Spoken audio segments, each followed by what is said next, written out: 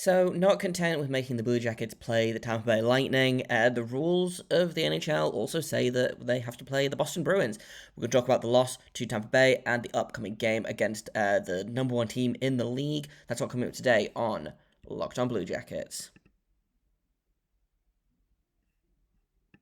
Hello and welcome to Locked On Blue Jackets, part of the Locked On Podcast Network, your team every day.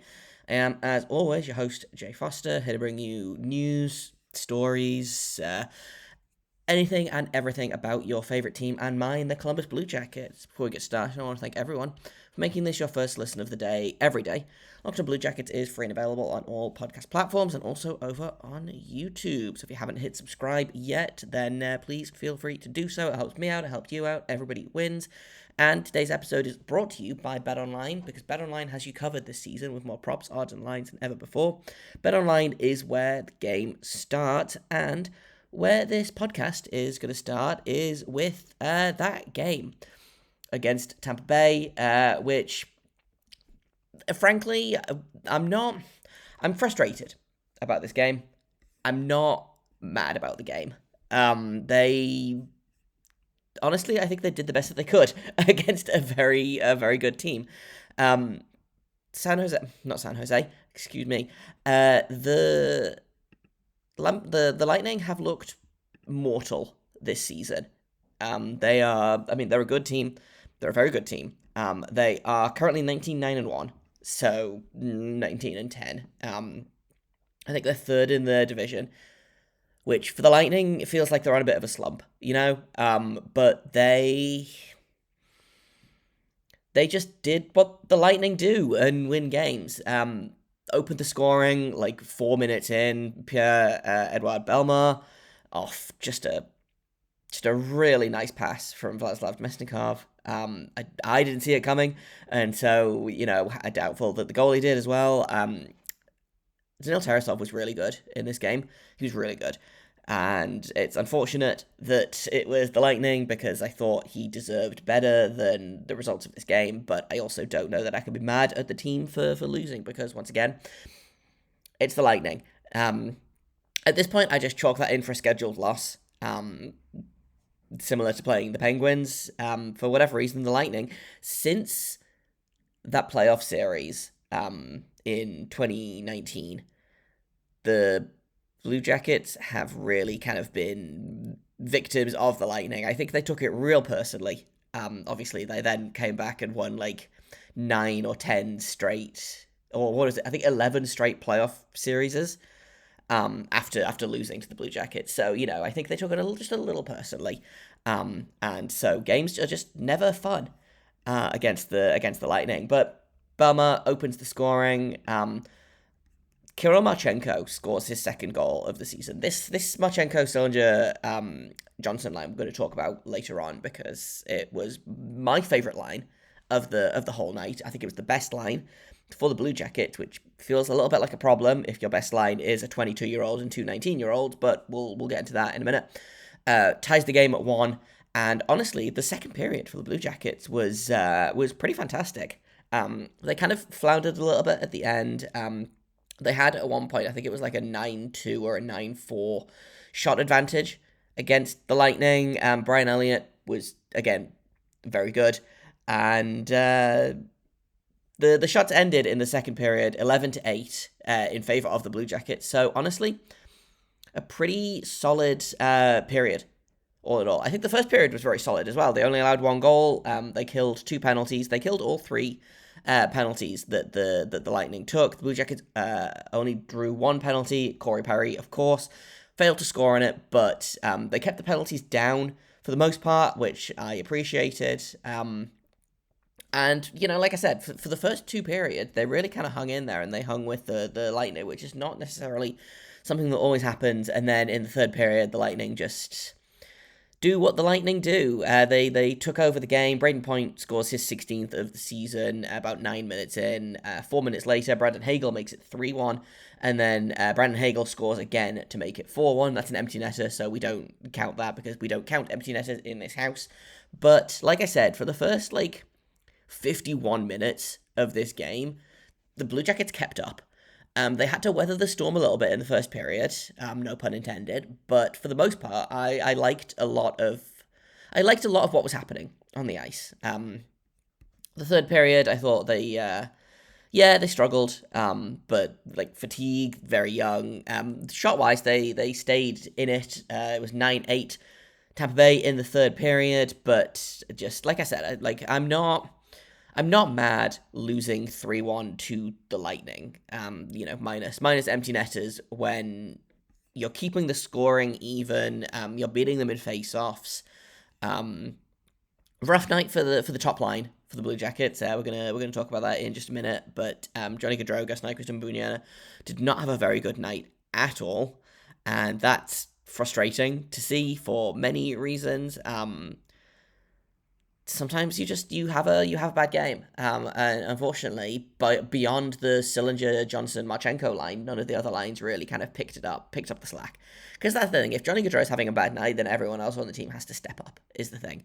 I didn't hate the line, the Roslovic and Chinakhov line. Chinakhov I thought was fantastic. Didn't get on the score sheet, but really liked his game.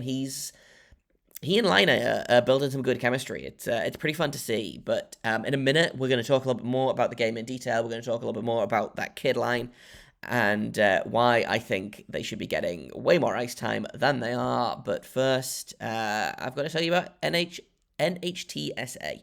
You're hanging out with some friends, you're putting back a couple of drinks, couple becomes a couple too many, the evening comes to an end, people start to head out, you're like, I could call an Uber, I could call a Lyft, I could call a cab, but you live home, okay? You live nearby, it's fine, it's no big deal. What are the odds that you're going to get pulled over? Anyway, and even if you do, what's the worst that could happen? Your insurance goes up, not a big deal. You could lose your license, that's a little bit more of a deal. You could lose your job, you could tow your car, you could kill someone. Everyone knows about the risks of driving drunk. The results are tragic and often deadly, but that doesn't stop everyone from getting behind the wheel while under the influence, and that's why police officers are out there right now looking for impaired drivers on roads to save lives. So, if you think you're okay to drive after a few drinks, think again. Play it safe, plan ahead to get a ride. It only takes one mistake to change your life or someone else's forever. Drive sober or get pulled over.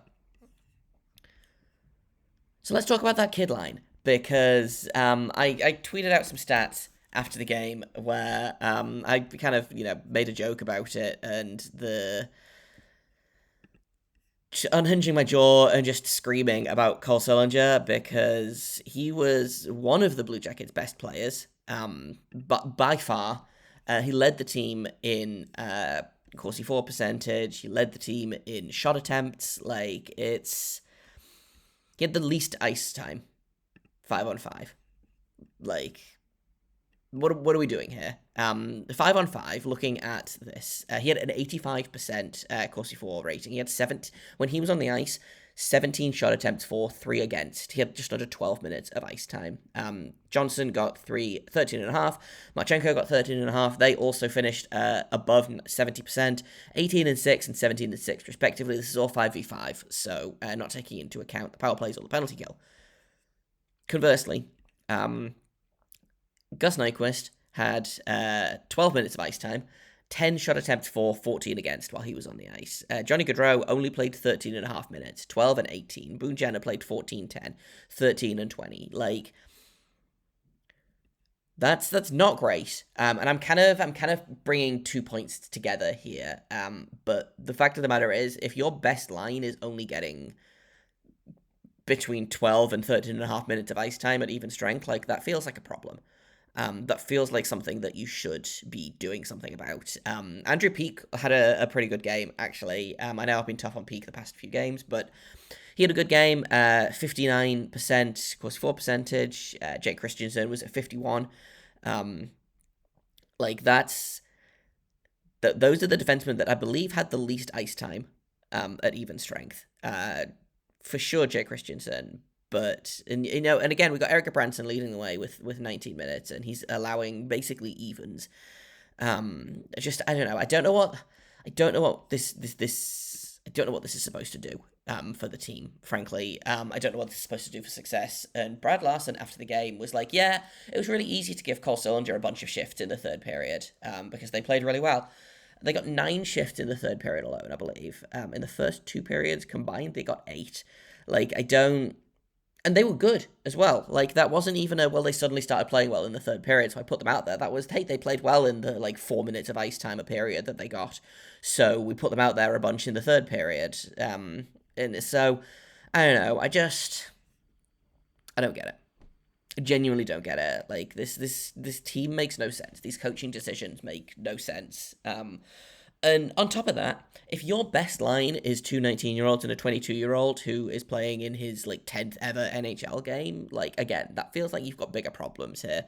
Like I said, Johnny Gaudreau the Gaudreau line had a rough night, matched against, I assume, the Kucherov line for most of it. I can actually look that up, I believe. The Blue Jackets matched up.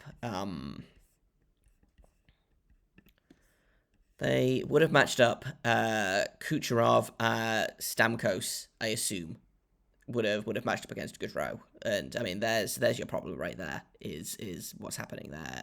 Actually, I'm lying.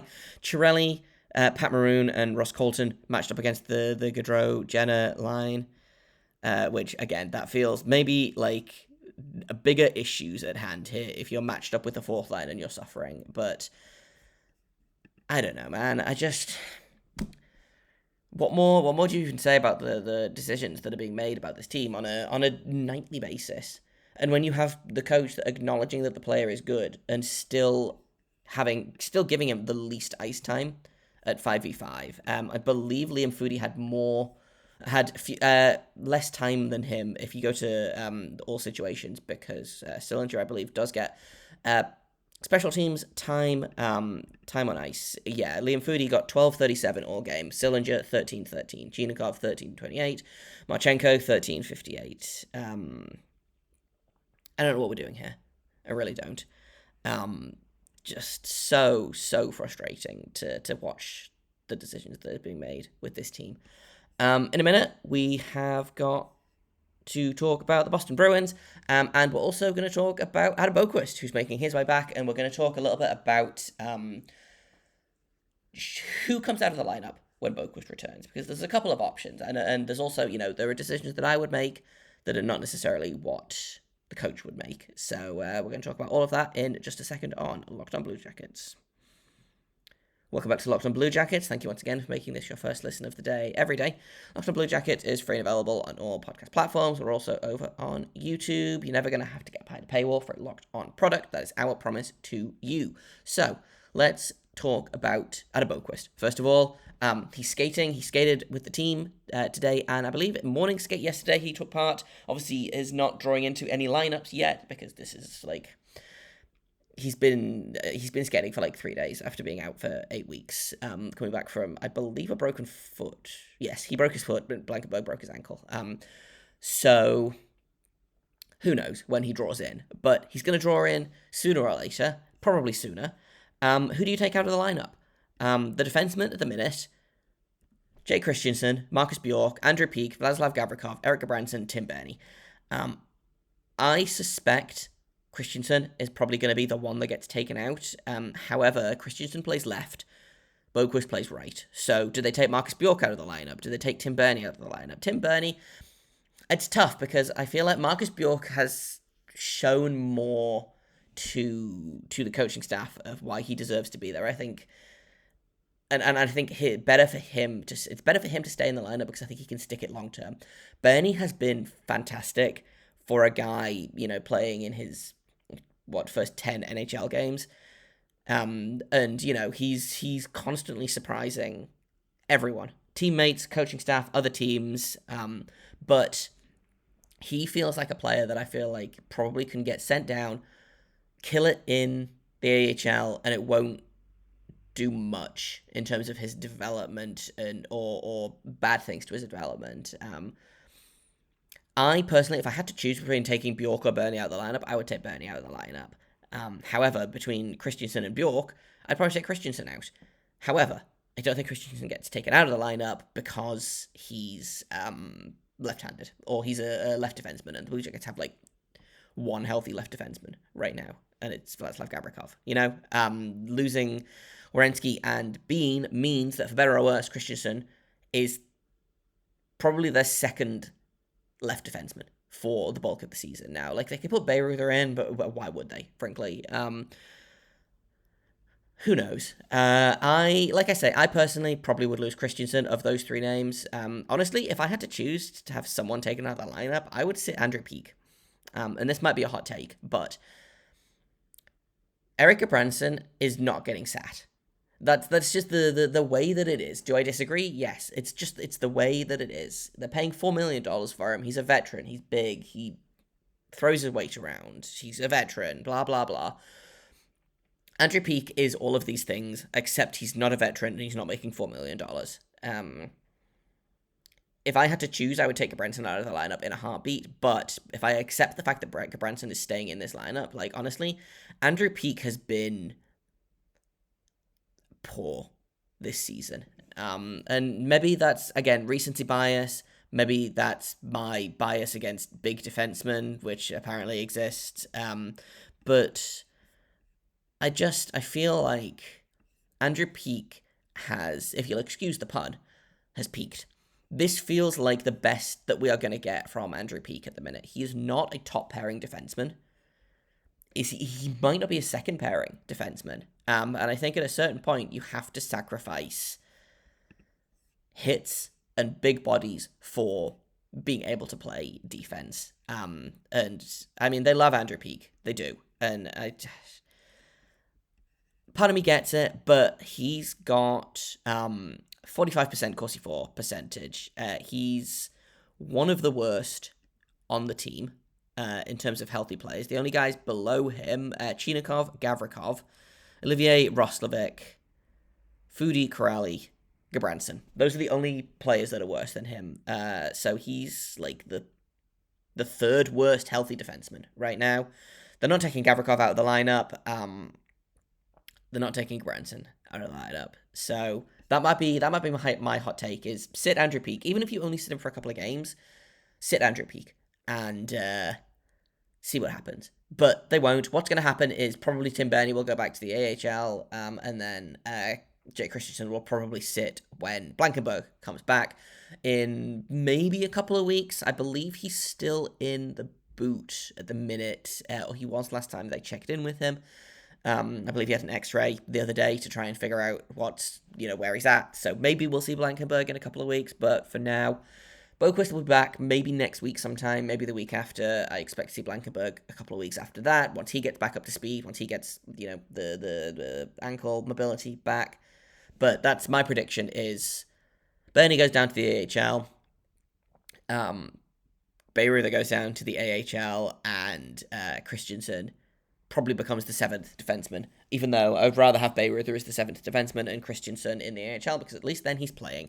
But we'll see. We'll see. Maybe they will shock me. Maybe they will surprise me. I don't think they will, but maybe they'll surprise me. I do think, and I was talking about this on Twitter a little bit, of the three young defensemen, so Christensen, Bjork, and Berni, Bjork, I feel like, is the best option for them to keep in the NHL.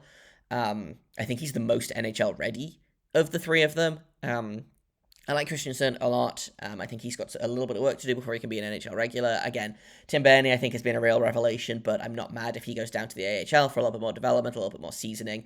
Marcus Bjork has been a real revelation. And it feels very much like a Cole Sillinger situation where they keep trying to find reasons to get rid of him, and he's just not giving them any. So that's for my money. Marcus Bjork will probably be a Blue Jacket at the end of the season. And we'll see where they go from there. But like I said, it's a long way off. But my guess is Berni comes out for Boqvist in the next couple of games, and we'll see where we go from there. We have to talk about the Boston Bruins now, because once again, the rules say that we have to play them. I don't want to. I don't think the team wants to. Best team in the league by far. They've lost 5 games all season, I believe, which, frankly, I would like it if they lost at least one more, maybe 2. Just a phenomenal team that I think everyone thought was going to be way worse than they are. Losing Bergeron to start the season, he might not have been coming back. Losing Marchand, and then they got Krejci back, and it's all everything's kind of come together for this team, and they're leading They're leading the league in the penalty kill. They're leading the league in goals against per game. Their goalies have been very good. They're second in goals for per game. They're second in face-off percentage. They're third on the power play. Like, they are better than the Blue Jackets in every conceivable metric by a long way. They've got, like I said, that top six is probably better than most top sixes, if not all top sixes in the league. They're leading the entire league by 4 points. Second place is New Jersey with one more game played. So Boston could hit 50 points as soon as tomorrow, which I would hate, but I could see it happening. Taylor Hall leading the way with 6 points in the last 5 games, 3 goals, 3 assists. Like I said, their goaltending has been very good. Linus Ullmark is 17-1-1 with a .938 save percentage and 2 shutouts. That's bonkers. Like, that's legitimately bonkers. And then, we talked about Bergeron. That's a future Hall of Famer. First ballot Hall of Famer. Jake DeBrusk has 23 points in 28 games. Taylor Hall has 23 and 29. David Krejci is back, ageless apparently, 21 points. Marchand, 22. Pasternak, who we didn't even mention, he's got 40 points in 29 games. Dude is going to get paid this offseason. Like, this is a very, very, very good hockey team.